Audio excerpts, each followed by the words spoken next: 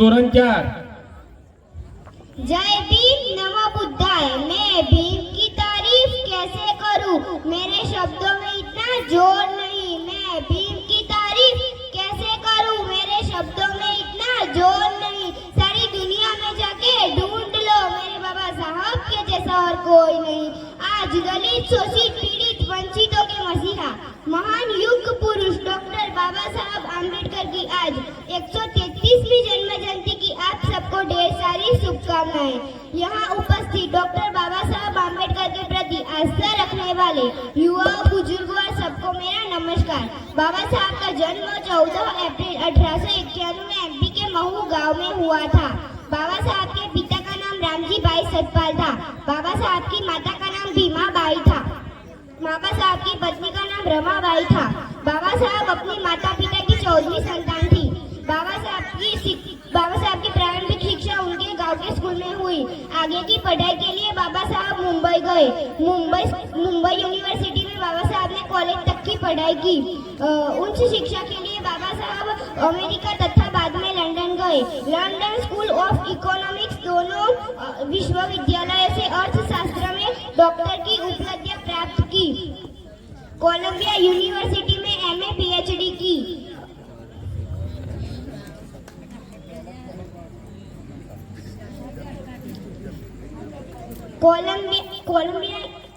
Colombia university में होशियार विद्यार्थियों की गिनती की। उसमें बाबा साहब फर्स्ट नंबर पे थे। कोलंबिया में एक बाबा साहब का स्टैच्यू है, उसके नीचे लिखा है सिंबल ऑफ नॉलेज। बाबा साहब का पूर्ण भारत आगमन 1923 में हुआ, जिसके बाद व्याप्त छुआछूत, गरीबी और नारियों के प्रति होने वाले भेदभाव के खिलाफ बाबा साहब ने लड़ने की ठान ली। उन्होंने इसलिए जीवन भर संघर्ष किया। आज का दिन है बड़ा महान, आज का दिन है बड़ा महान। बनकर सूरज चमका एक इंसान, बनकर सूरज चमका एक इंसान। कर गए सबके भले का ऐसा काम, बना गए हमारे देश का संविधान। बाबा साहब को भारत का संविधान लिखने में 2 साल 11 महीने और 18 दिन लगे थे।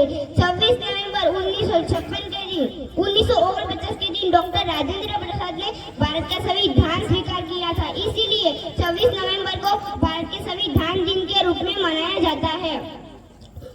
विश्व के अनेक देशों में महिलाओं को 40-50 वर्ष मत अधिकार के लिए संघर्ष करना पड़ा, लेकिन बाबा साहब का संविधान लागू होने के पहले ही दिन महिलाओं को वोट देने का अधिकार दे दिया। बाबा साहब ने बौद्ध धर्म अपनाया था, क्योंकि इस धर्म में ऊंच नीच का कोई भेद नहीं था और ये धर्म स्वतंत्रता और समानता दर्शाता है।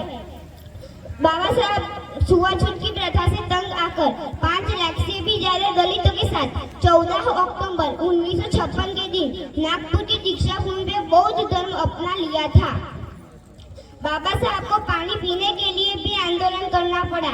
जो पानी हिंदू, मुस्लिम और जानवर पी सकते थे, वो पानी दलितों को छूने का भी हक नहीं था।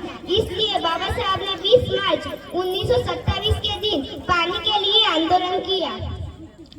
आपके कर्म ही आपकी पहचान है, आपके कर्म ही आपकी पहचान है, वरना भीम नाम के 2000 इंसान है। बाबा साहब कहते थे, मानव अपनी जाति से नहीं, अपने कर्म से महान बनता है।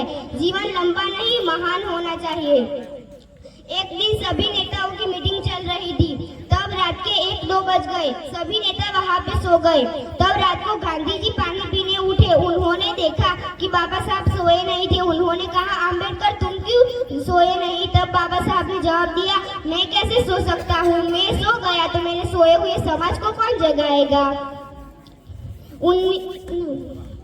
जिस व्यक्ति ने हमारे लिए जीवन भर संघर्ष किया, इस व्यक्ति का निधन 6 दिसंबर 1956 के दिन हुआ।